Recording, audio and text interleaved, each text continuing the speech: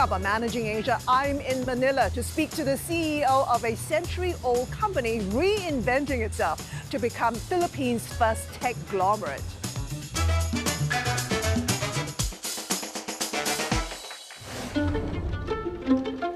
The Aboitiz Group is one of Philippines' largest and oldest conglomerates. Its roots trace back to the late 1800s on Leyte Island in the central Philippines, where it began as an abaca fiber trading business.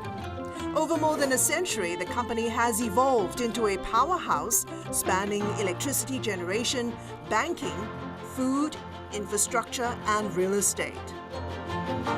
Under the leadership of fourth-generation CEO Sabin Aboitiz, the group has expanded into renewable energy to consumer banking and the retail consumer business. The company is now in the midst of what it calls the Great Transformation to become the Philippines' first techglomerate. Looking back at the last 100 years, what is it about the values of the Aboitiz family that has allowed the company to transition and evolve with the times? I think it's parenting. And so the parenting is what gives you that structure in your mind. So when you grow up, things kind of stick there, right? So I would say that that would be probably the biggest part of what keeps us kind of together. We spent a lot of time in boards talking about, how do we keep things going? How do we keep things the same? How do we change where we don't ruin what we've built up in the past? And this takes a lot of time, right? And a lot of emotion sometimes, So these are all part of that 100-year-old legacy that we want to keep together. And to transition it to this 25-year-old athlete, right, is probably the toughest job that we have today, right? Because we have to be legacy, yet we have to be very agile. That's actually where we are today, doing that. The Aboitiz Group is undergoing a massive and ambitious transformation. You're spearheading the conglomerate's journey to become Philippines' first techglomerate. What were some of the defining moments and the insights that prompted you to generate this vision for the company? Well, it's not like there's a choice, right? Embracing tech into your business is something that we don't really have a choice to do. It's how are you going to do it?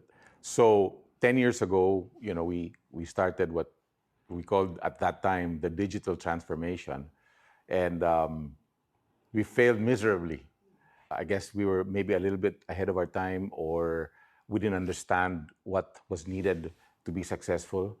So what we've learned is that there was one reason why we failed, and that's because the minds were not open. Have things changed? Well, the pandemic, the surroundings have changed people, have helped us, right? So it accelerated the process. Yes, it accelerated the process. And so it's still difficult, right?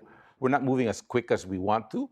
And 2025 is our check, to see whether the minds are actually open or not, or if things are actually starting to happen on their own without us pushing for it, right? Overall, have you calculated how much is it going to cost you to embark on this great tech transformation journey? And what's the financial payback look like?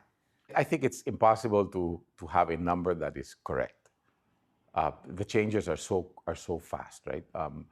What you have to do is make sure you don't throw away money, or let's put it this way: you throw away as little as possible, because you will throw away some money.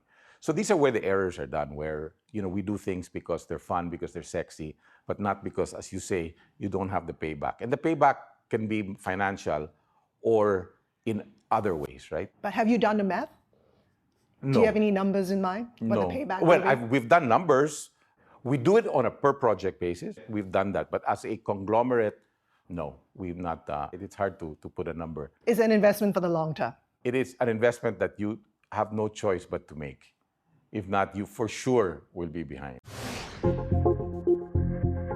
In 2020, Sabin became CEO of the family's holding company, Aboitiz Equity Ventures, which oversees a diverse business portfolio, including Aboitiz Power, Union Bank, and Aboitiz Infra Capital, with operations in the Philippines and the region. As CEO, you were put in charge of Aboitiz Equity Ventures at the start of the pandemic. The electricity generation business has been a major profit contributor to the group's bottom line. Profits slumped during the nationwide lockdown. What went through your mind? Was it a big wake-up call that you needed to diversify? Well, it shows how things are just not under your control, right? And you have to see that these things will happen. So when I took over, you're right. I mean, the pandemic was the first thing that stared me in the face. Actually, that Unfortunately, stared the yeah. whole team in the face. So us, between the board, between the management, right? It was all new to us, right? So, I mean, the first thing we did was, of course, you know, what we called save the goose, right? And make sure that our team members were okay, right? But we never thought it was going to go 2 years. So we planned for 2 weeks, then we planned for a month, then we planned for another month. Did it make you rethink that you needed to diversify away Yes. from your dominant power business? We always talked about diversifying a bit, and it accelerated it, right? And we had a perfect opportunity because, we had, Jera, which is a great company, not only financially come in, but strategically come in and help us and give us and educate us and move us into the gas space. And so, I mean, so many good strategic things. So it fit like a glove. One good strategic move you made was in 2024. As part of your diversification strategy into the consumer retail business, you bought Coca-Cola's Beverages Philippines for $1.8 billion US. Is it a critical part of your retail strategy? Yes, we want to move to consumer. We believe that the growing middle class of the country and the high growth rates is benefiting consumer, and to be there with great brands is probably, instead of building them, is a strategy that we're doing. So I'll give you an example. What we've done is we've done airports, for example, which I call malls. We want to be there because tourism is something that the country can definitely compete against anybody in the world. The great airports in the world are 50-50, right? Where they have aero and non-aero. So that would be like another consumer play.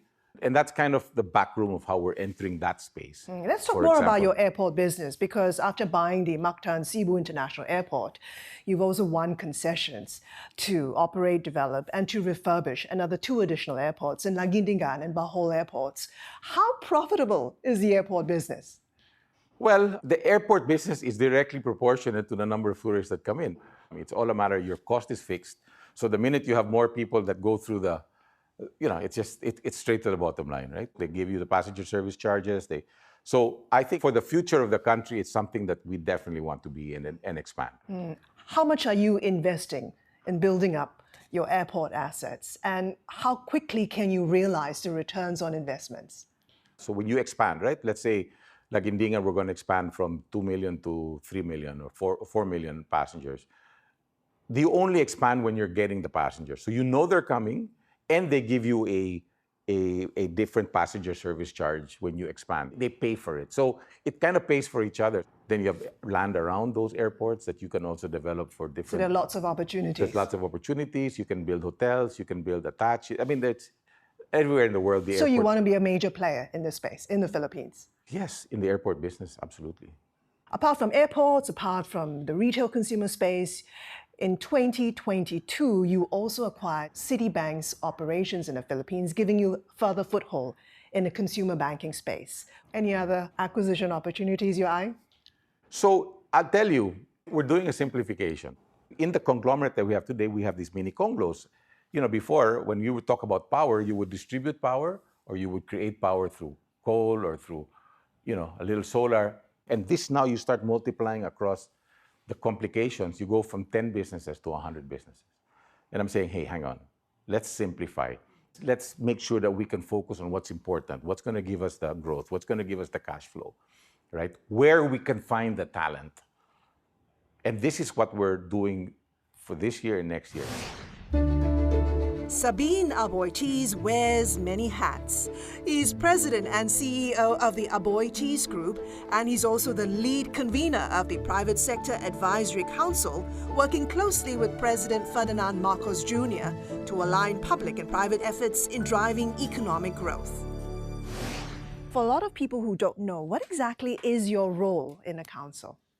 This president really believes in the private sector. So what he wanted to do was he wanted to make sure that he maximized the contributions of the private sector and the work that we can do with the government. So we have 30 of the CEOs of the biggest companies in the Philippines, divided into 6 different areas: agriculture, digital infrastructure, hard infrastructure, healthcare, tourism, and jobs/education. So we meet every 2 weeks with one of those areas. So we meet with the president every 2 weeks in one area. So each area meets 6 times or every 6 weeks, right? And we are allowed to present what we think is important. Why get involved in the council? Oh, well, you have 3 reasons. One, the normal, If you had this opportunity to help your country, why wouldn't you do it? You would do it if you could, right? Number 2 is, on a personal basis, what I learned from being exposed to all of these, to the government, to all these industries, and to all these CEOs, is a learning that I think very, very few will have the privilege of getting. So for learning, I think it's been fantastic for me, right? And number 3 is, conglomerates need countries to grow where it affects all your businesses. So if we're able to do that, then it helps the business itself, right? You're the 4th generation in the Aboitiz family. In your career, you spent your entire life working in various roles in various parts of the organization before becoming CEO in 2022. What's the best leadership advice you've been given? Don't try to be someone else. Just be who you are. And we all have our ups and downs. We all have our strengths, our weaknesses. My gosh, don't try to hide your weaknesses. So be human. Just be, nobody expects you to be perfect. Leadership is about humility. And then communication. Don't communicate to sound smart, just communicate. Be yourself, communicate as simple as possible. I think that's what great leaders. There are many 5th generation Aboitiz working already within the conglomerate. How do you groom the next generation of leaders within the company? So it's difficult because they come at different ages and different backgrounds today. We've been able to do this for 4th generation so far, right? Now into the 5th, right? I'm the only 4th generation working. There is no one single answer to that question, Christine. It's a very difficult one, right? Is it a must that an Aboitiz helms the entire Aboitiz Group? So far, it has been a must. Again, the world is changing so fast that, I don't know what the future holds, but of course we prefer that it be a family member that is in key leadership positions, including the top, right? But sometimes your son wants to become an artist or something and doesn't want to work, so you don't have a choice, right? And of course, age gaps, the opportunities. Looking back, any mistakes you've made, any important lessons learned for you? Many. Like what? We've put companies that didn't make money, for very basic reasons, chose the wrong partners, went way ahead of our time. Being ahead of your time is not a good thing. It is as bad as being behind, right? Or worse. And the timing is, and luck, understanding that luck is a major part of anybody's success. Would Steve Jobs be where he was if he was born, 30 years later? So again, I think understanding that is a very important part of taking the risk and understanding the time that you're in. And finally, you say the Aboitiz Group is transitioning from a 100-year-old man to a 25-year-old athlete. If you could take the wisdom of the 100-year-old and the energy of the 25-year-old, how would you use both to shape the future of Aboitiz Group? So wisdom is a two-edged sword, right? And today, the wisdom that you had before is not as important because the times have changed so much that the values are changing around the world. You can see it, How will that 25-year-old athlete look like for Aboitiz? Well, he's got to be very agile, maybe much more simplistic.